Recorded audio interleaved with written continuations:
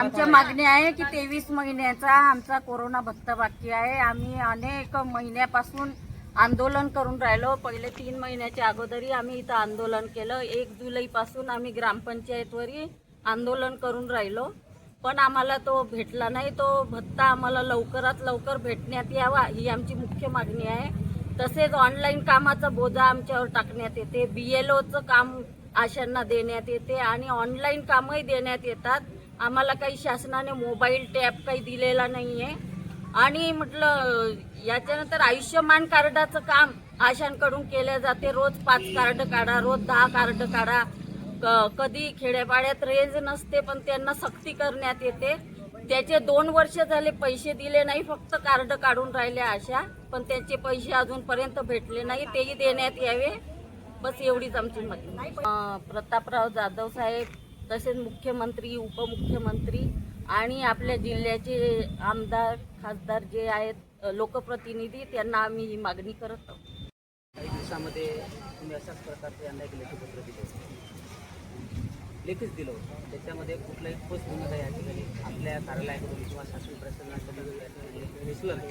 दादा तुम्ही पत्र या महिलांना या ठिकाणी दिलं, आता याने आंदोलन किती वेळा करायचे मला तुम्ही सांगा। कोरोनाच्या काळामध्ये ही महिला आपल्या मुलाबाळाचा विचार न करता, आपल्या संसाराचा विचार न करता, कोरोनाच्या काळाच्या परिस्थितीमध्ये सुद्धा त्यांनी लोकांना सेवा देण्याचं काम केलेलं आहे। आज तुम्ही हे पत्र अशा प्रकारचं किंवा कार्यवाही आधार आम्ही करू, आता हे किती पत्र तुम्ही यांना देणार? शिवराय, मी विजय वानखडे, बुलढाणा जिल्हा अध्यक्ष, ऑल इंडिया पॅन्थर सेना। आज पंचायत समिती कार्यालयासमोर आशा वर्कर्स यांचं या ठिकाणी आंदोलन चालू आहे आणि या आंदोलनाला ऑल इंडिया पॅन्थर सेनेच्या वतीने या ठिकाणी भेट दिली, त्यांच्या मागण्या समजून घेतल्या। त्यांच्या मागण्या अतिशय रास्त आहेत, परंतु निदर्शनास असं आलेलं आहे की आशा वर्कर हे गेल्या अनेक वर्षापासून आंदोलन करत आहे, निदर्शनं करत आहे, प्रदर्शन करत आहे, परंतु मागच्या काही 3 ते 4 महिन्या अगोदर सुद्धा या आशा वर्कर्सने या ठिकाणी आंदोलन केलं होतं, परंतु या गेंड्याच्या कातडीच्या शासन प्रशासनाला, इथल्या मुख्यमंत्र्याला, उपमुख्यमंत्र्याला, इथल्या आरोग्यमंत्र्याला अजूनपर्यंत जाग आलेली नाही।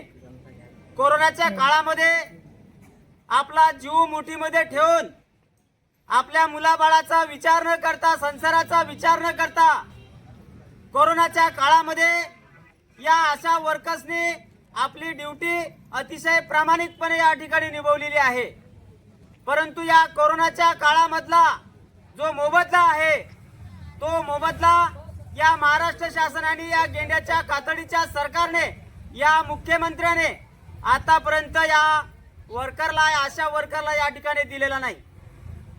एवढंच नाही तर या महाराष्ट्रातल्या कुठल्याच आमदार खासदाराने त्या अधिवेशनामध्ये, सभागृहामध्ये या आशा वर्करच्या संबंधी या ठिकाणी कुठलाही प्रश्न या ठिकाणी उपस्थित केलेला नाही। शोकांतिका आहे, परंतु अतिरिक्त कामाचा BLOच्या माध्यमातून अतिरिक्त कामाचा भार या ठिकाणी या वर्करवरती, आशांवरती लादला जातो, परंतु सभागृहामध्ये या महिलांच्या संदर्भामध्ये, या आशा वर्करच्या संदर्भामध्ये कुठलीही भूमिका या ठिकाणी घेतली जात नाही। त्यांच्या पगाराची भूमिका या ठिकाणी घेतली जात नाही। त्यांना या ठिकाणी कायमस्वरूपी कायम करण्यासंदर्भात कुठली भूमिका घेतली जात नाही, परंतु त्यांच्यावरती प्रशासकीय भार, अतिरिक्त भार या ठिकाणी दिला जातो। आम्ही या घटनेचा, या सरकारचा या ठिकाणी जाहीर निषेध करतो आणि या ठिकाणी आवाहन करतो की जर का या आशा वर्करांच्या मागण्या जर पूर्ण झाल्या नाही तर ऑल इंडिया पॅन्थर सेना या ठिकाणी मैदानात उतरल्याशिवाय राहणार नाही। यांना वेळोवेळी या ठिकाणी टॉर्चर सुद्धा केलं जाते। या महिलांना आमदार खासदाराच्या माध्यमातून, अधिकाऱ्याच्या माध्यमातून सुद्धा या ठिकाणी टॉर्चर केलं जाते। जर का तुम्ही काम केलं नाही, अतिरिक्त काम केलं नाही तर तुम्हाला कामावून सुद्धा काढण्याची धमकी दिली जाते। अशा प्रकारच्या धमक्या सुद्धा या महिलांना या ठिकाणी येतात। परंतु मी या ठिकाणी आवाहन करतो आमच्या या आया बहिणींना जर का कोणी धमक्या देण्याचा प्रयत्न केला, अतिरिक्त कामाचा जर भार दिला तर याद राखा गात पॅन्टरची आहे, एकालाही सोडणार नाही, कुठल्याच अधिकारात सोडणार नाही अशा प्रकारचा इशारा देतो. आणि म्हणून या कोरोनाच्या काळामध्ये जे काही काम याने या महिलांनी या ठिकाणी केलेलं आहे त्याचा सुद्धा पगार, तात्काळ पगार या महिलांच्या खात्यामध्ये जमा झाला पाहिजे. आणि जे काही मागण्या आहेत हे मागण्याची पूर्तता करून हे सर्व मागण्या या शासन दरबारी या ठिकाणी पूर्ण केल्या पाहिजे अशा प्रकारचं आवाहन करतो आणि थांबतो. जय भीम, जय शिवराय. काही दिवसामध्ये तुम्ही अशाच प्रकारचे अन्याय केल्याचे पत्र दिलं, लेखीच दिलं होतं. त्याच्यामध्ये कुठलाही ठोस भूमिका या ठिकाणी आपल्या कार्यालयाकडून किंवा शासन प्रशासनाकडून या ठिकाणी दिसलं नाही. दादा तुम्ही एक पत्र या महिलांना या ठिकाणी दिलं. आता याने आंदोलन किती वेळा करायचे मला तुम्ही सांगा. कोरोनाच्या काळामध्ये ही महिला आपल्या मुलाबाळाचा विचार न करता, आपल्या संसाराचा विचार न करता, कोरोनाच्या काळाच्या परिस्थितीमध्ये सुद्धा त्यांनी लोकांना सेवा देण्याचं काम केलेलं आहे. मग आज तुम्ही हे पत्र अशा प्रकारचे किंवा कार्यवाही अगर आम्ही करू, आता हे किती पत्र तुम्ही यांना देणार?